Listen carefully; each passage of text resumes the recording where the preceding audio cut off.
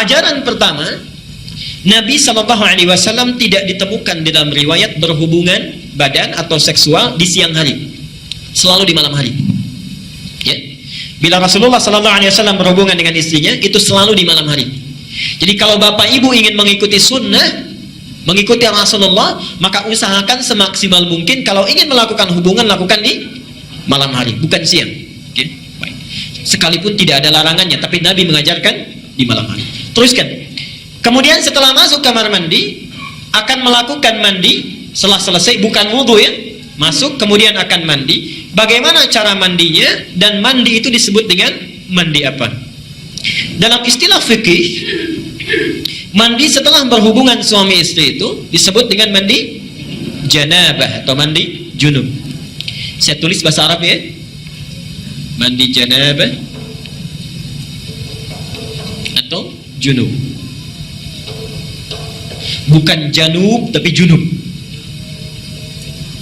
Kalau janub itu artinya selatan, shimal utara. Kalau junub itu mandi yang dilakukan setelah berhubungan. Perhatikan, janabah atau junub itu terambil dari kata al-janbu, janabah.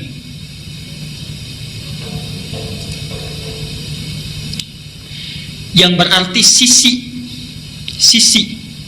satu bagian atau pinggir tertentu.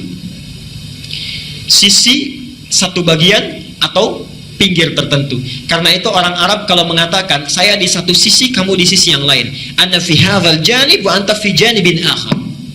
Jelas ya? Satu bagian tertentu. Kalau ini ingin dijamakkan, maka jamaknya menjadi junub atau jawanib. Jelas ya? Sifatnya disebut dengan janabah. Jelas sampai sini? Baik. Kenapa mandi itu disebut dengan mandi janabah? Beda dengan mandi yang biasa, ingin memberi kesan bahwa dalam mandi itu semua sisi, semua bagian yang ada dalam tubuh kita itu mesti tersapu dengan air. Jelas ya? Jadi bukan seperti mandi biasa yang mungkin sebagian ada yang tidak terbasuh. Disebut dengan janabah, semua sisinya mesti terbasuh. Tulis hadisnya.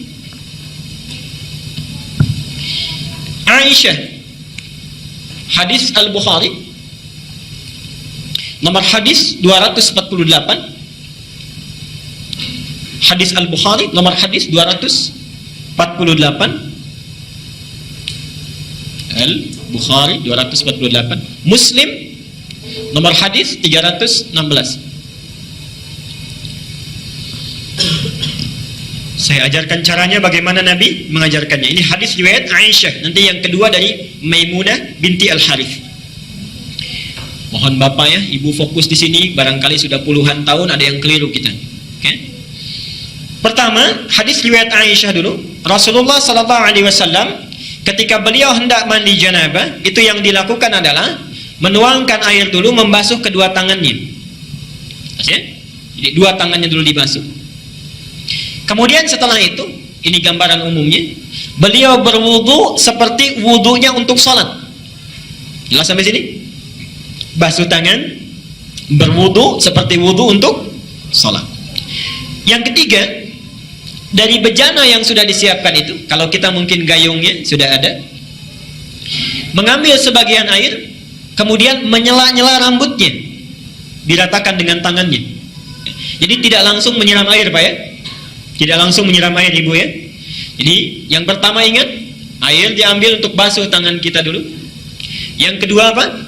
Berwudu seperti wudu untuk salat. Sebentar Pak, itu riwayat hadis Maimunah. Oke, saya sampaikan bagian pertama dulu. Nanti diperinci di Maimunah binti Al-Harith. Yang kedua apa? Berwudu dulu. Yang ketiga apa? Menyela-nyela kepala atau rambut ya, rambut kita. Yang keempat, kemudian mengambil air, membasuh, menyiramkan di kepala keseluruhan. Belum ke sini dulu, belum ke badan ya. Baik. Saya ulangi pelan-pelan. Satu, mencuci tangan. Kedua, berwudu seperti untuk sholat. Ketiga, menyela-nyela rambut, meratakan keseluruhan. Keempat, menyiram rambut keseluruhan di kepala. Setelah itu, baru disiramkan secara keseluruhan. Jelas sampai sini? Disiramkan secara keseluruhan menggunakan sabun dan seterusnya. Ini gambaran hadis yang pertama yang umum sifatnya. Oke, baik. Coba kita lihat. Dulu di sini. Nah, sekarang kita lihat bagian yang kedua. Ini riwayat siapa tadi? Aisyah radhiyallahu anha. Sekarang Nabi SAW ketika tinggal di rumah Maimunah, okay, kemudian setelah itu berhubungan dengan Maimunah binti Al-Harith, salah satu istri beliau. Kemudian Nabi SAW melakukan mandi janabat saat itu. Hadisnya diriwayatkan oleh Maimunah dari Abdullah bin Abbas. Abdullah bin Abbas di Al-Bukhari nomor hadis 265. Perhatikan. Sebentar, saya menyimpang dulu pelan-pelan. Ibu masih ingat Bapak kisah Ibnu Abbas itu? Anaknya usia berapa tahun? Baik. Silahkan cek pertemuan kita yang lalu, hadis Abu Daud nomor hadis 1365 itu ya. Ibnu Abbas dalam usia 4-5 tahun itu memaksa ingin tinggal di rumah bibinya Maimunah. Jadi Maimunah ini bibinya Ibnu Abbas. Tinggal di sana, ingin melihat bagaimana sifat bangunnya Nabi dari tidurnya sampai tahajud. Saya pernah terangkan ini ya. Ibnu Abbas memperhatikan itu, berdiri di depan kamar Nabi, diperhatikan bagaimana kira-kira Nabi bangun tidurnya. Sampai kemudian tahajud, diajak beliau untuk menunaikan tahajud. Ternyata tidak berhenti sampai di situ. Kelak kemudian hari, Ibnu Abbas ini karena sungkan bertanya kepada Aisyah kan, kalau Maimunah itu bibinya, bertanya kepada Maimunah bagaimana caranya Nabi SAW bermandi janabah. Disinilah muncul bagian yang kedua yang lebih terperinci. Satu, kata Maimunah, Nabi SAW bila hendak beliau bermandi janabat, perhatikan, satu, mengambil air dengan tangannya, okay, lalu kemudian mencuci kemaluannya dengan tangan kirinya. Okay. Nah, kalau Bapak tadi sampaikan, kalau ingin cari referensinya, itu bukan riwayat yang Aisyah, tapi riwayat Maimunah binti Al-Harith. Ini bagian yang pertama. Yang kedua, hampir mirip dengan yang tadi, menyela-nyela bagian rambutnya. Okay. Bagi perempuan, ada dua cara. Boleh diikat, dikepang, karena Maimunah itu juga pernah diikat, dikepang. Langsung bertanya pada Rasulullah, ya Rasulullah, apakah saat mandi perlu aku uraikan rambutku? Kata Rasulullah, tidak perlu, cukup kamu guyur semuanya itu, dan bila telah merata sah mandimu. Jelas ya? Baik. Kemudian setelah diratakan, lebih baik kemudian bisa diuraikan. Setelah itu selesai, kemudian diguyur, selesai sampai sini, baru kemudian berwudu seperti wudu layaknya sholat. Tapi kaki belum dibasuh. Kaki belum dibasuh. Saya ulangi, ambil air, basuh kemaluan dengan tangan apa? Kiri. Setelah itu menyela-nyela kepala. Setelah itu ambil air, kan?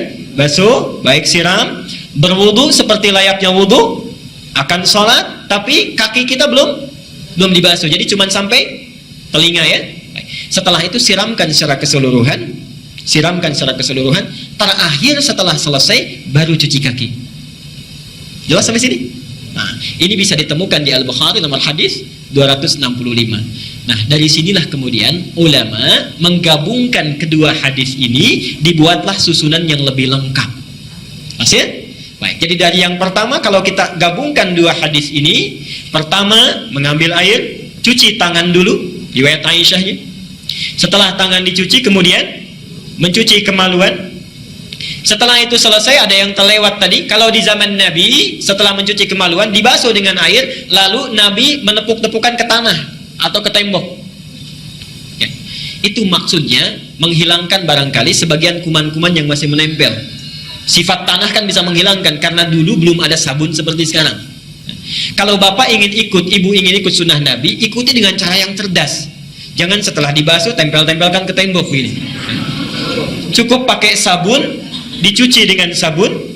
Saya ulangi dari awal, tangan dibasuh dulu, basuh kemaluan, kemudian cuci dengan sabun.